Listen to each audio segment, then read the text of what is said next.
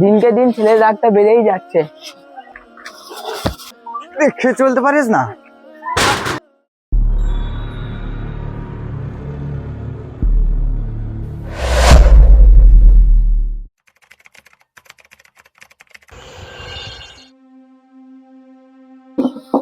দিনকে দিন ছেলের রাগটা বেড়েই যাচ্ছে।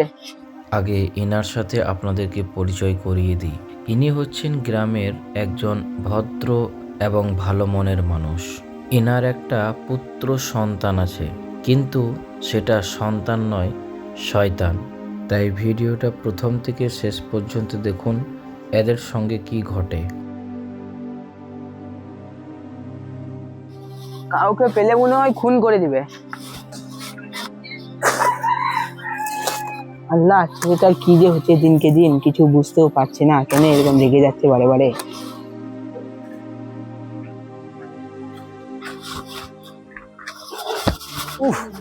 দেখে চলতে পারিস না? অসুস্থ মানুষ পেয়ে রাগ দেখাইলি, আল্লাহ বুঝবে।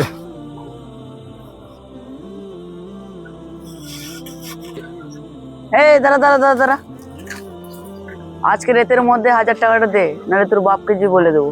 আজকে রাতে তো ভাই পারবো না, আমি কিছু ব্যবস্থা কর। ও হবে না ভাই, আমার ঘরে খুব অসুবিধা, আমাকে আজকের মধ্যেই টাকাটা লাগবে। হঠাৎ করে অতগুলো টাকা কোথা পাবো আমি? দেখি গা, কোনো বন্ধুর কাছে পাই তো ভালো, না হলে ঘরে গিয়ে চাইবো।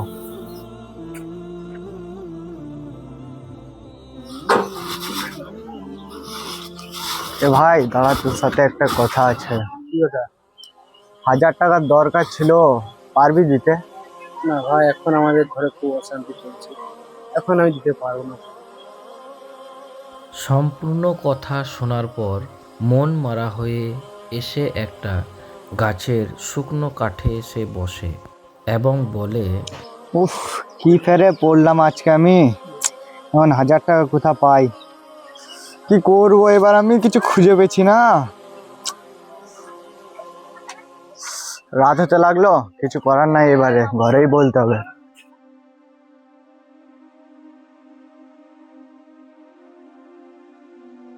আব্বা, কি হলো বল? আমাকে 1000 টাকা দাও এক্ষুনি। আমার কাছে তো 1000 টাকা নাই, খো দেখ গা তুই মায়ের কাছে আছে নাকি 1000 টাকা। মাকে বলে এলাম এক্ষুনি, মায়ের কাছে নাই, তুমি দাও। আমার কাছেও নাই, কোথা থেকে দেবো পয়সা আমি? 1000 টাকা নিয়ে করবি কি তুই? না থাক, দরকার নাই। ছেলেটা কি যে করে একবার করে কিছু বুঝতে পারি না।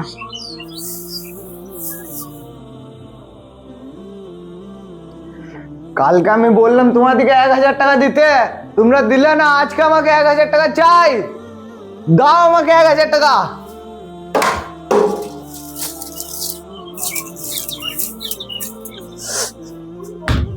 দাও দাও দাও, আমাকে দাও। এই ছেলেটাকে এত বুঝাচ্ছি তবু বুঝিয়েও পারছি না। আজকে আর কিছু ব্যবস্থা করতেই হবে। এই ছেলেটাকে এইবার একটা উচিত শিক্ষা দিতে হবে। পেরেকার হাতুড়িটা কোথায় আছে দেখি দাঁড়া।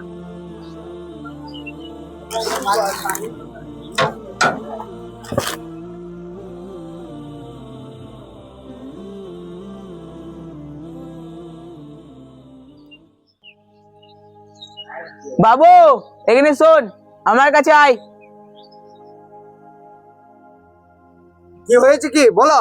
বাবু, আমি কদিন ধরে দেখছি তুই খুব রেগে যাচ্ছিস। এলে এই পাটাটা লে, আর এলে এই হাতুড়িটা, আর এলে পেরেক গুলা। এগুলো নিয়ে আমি কি করব? যখন খুব রেগে যাবি তখন এই পেরেক গুলো পাটার মধ্যে পিটেবি। যখন তুই দেখবি তুই রাগ কন্ট্রোল করতে পারছিস, তখন পেরেক তুলে পাটা সমেত আমার কাছে নিয়ে আসবি। বেশ, ঠিক আছে। আমি ঘরে থেকে যাই চাচ্ছি, আমি কিছুই পাচ্ছি না। আব্বা মায়ের কাছ থেকে কিছু চাচ্ছি তো দিচ্ছে না, আমি কিচ্ছু পাচ্ছি না ঘর থেকে। আব্বা তো বলেছিল যখনই রাগ লাগবে তখনই ওই প্যারেকগুলোকে পিটেতে। অতিরিক্ত রেগে যাওয়ার পর তার আব্বার কথা মনে পড়ে এবং সেখান থেকে উঠে গিয়ে তার আব্বার দেওয়া পাটার মধ্যে পেরেক পেটাতে থাকে।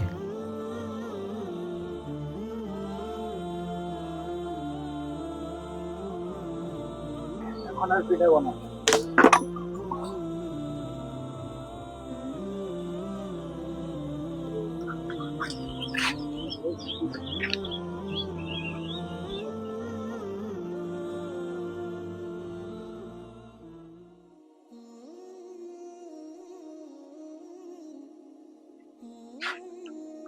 আমি বুঝতে পারছি রাগটা আমি এবার নিজে কন্ট্রোল করতে পারছি।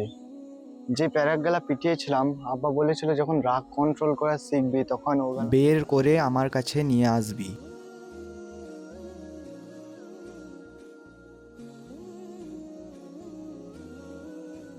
আমি কদিন থেকেই লক্ষ্য করে দেখছি আমার ছেলের রাগটা অনেকটা কমে গেছে। যাক আলহামদুলিল্লাহ, আল্লাহর কাছে আমি আরো দোয়া করি যেন আরো কমে যায়। আব্বা, তুমি যে পদ্ধতিতে আমাকে এই প্যারেকগালা মারতে বলেছিলে, আমি সেই পদ্ধতিতেই প্যারেকগালা মেরেছি। তো আমার আর এখন রাগ আসে না। এটা তো তুমি অনেক আসান কাজ দিয়েছিলে আমাকে। তুমি বলেছিলে যখন তোর রাগ খুব বেড়ে যাবে তখন তুই এই প্যারেকগুলো পাটাতে পিটেবি, আর যখন তোর রাগ সম্পূর্ণ কমে যাবে, কন্ট্রোল করা শিখে যাবি, তখন তুই এই প্যারেকগুলো পাটাটা আমার কাছে নিয়ে আসবি। দেখো বাবা, তোমাকে এই পেরেকগুলো পিটিয়ে এইখানে আমি এই শিক্ষাটাই দিতে চেয়েছি। আলহামদুলিল্লাহ সেই শিক্ষাটা সফল হয়েছে। কি শিক্ষা পেলাম এখান থেকে? যখন তুই রাগের মাথায় ছিলিস তখন তুই এই পেরেকগুলো পিটিয়েছিলিস। এখন তোর মধ্যে রাগ নেই, এখন তুই খুব সহজেই পেরেকগুলো তুলে ফেলেছিস। এখন তুই একটা জিনিস খেয়াল করে দেখ, এই পাটার মধ্যে ছিদ্রগুলো থেকে গিয়েছে। তেমনি কেউ রাগের মাথায় যেটি কাউকে আঘাত দিয়ে থাকে বা বড় ধরনের ক্ষতি করে দেয়, তার কাছে ক্ষমা চাওয়ার পরও এই পেরেক পিটানোর ছিদ্রর মতো তার অন্তরে ছিদ্র থেকে যায়। আব্বা, আজকের পর থেকে এই রাগ জিনিসটা আমার মধ্যে আর কখনো আসবে না। প্রিয় ভাই ও বোনেরা, আপনারা এতক্ষণ দেখছিলেন ইসলামিক শর্ট ফিল্ম বিষয় রাগ নিয়ন্ত্রণ। আমাদের সমাজে এইরকম দৃশ্য অনেক দেখা যায়। মানুষ অতিরিক্ত রেগে গিয়ে অনেক বড় বড় ক্ষতি করে ফেলে, কিন্তু সেই রাগের সময় তার মাথা ঠিক থাকে না, কারণ রাগ আসে শয়তান থেকে এবং শয়তান মানুষকে পথভ্রষ্ট করে রাগের সময়। তাই রাসূল সাল্লাল্লাহু আলাইহি ওয়াসাল্লাম বলেছেন যে অতিরিক্ত রাগের সময় বেশি বেশি করে আউযু বিল্লাহি মিনাশ শাইতানির রাজিম পাঠ করতে। যদি এতেও না রাগ কমে, তাহলে যদি কেউ দাঁড়িয়ে থাকে তাহলে বসে যাবে, তাতেও যদি রাগ না কমে তাহলে উজু করে 2 রাকাত নামাজ পড়ে নেবে। প্রিয় ভাই ও বোনেরা, ভিডিওটা কেমন লাগলো অবশ্যই কমেন্ট করে জানাবেন এবং এই রকম নতুন নতুন ভিডিও পেতে আমাদের চ্যানেলটি সাবস্ক্রাইব করে আমাদের সঙ্গে থাকুন। আসসালামু আলাইকুম ওয়া রাহমাতুল্লাহি ওয়া বারাকাতুহু। দেখা হচ্ছে আবার পরবর্তী ভিডিওতে।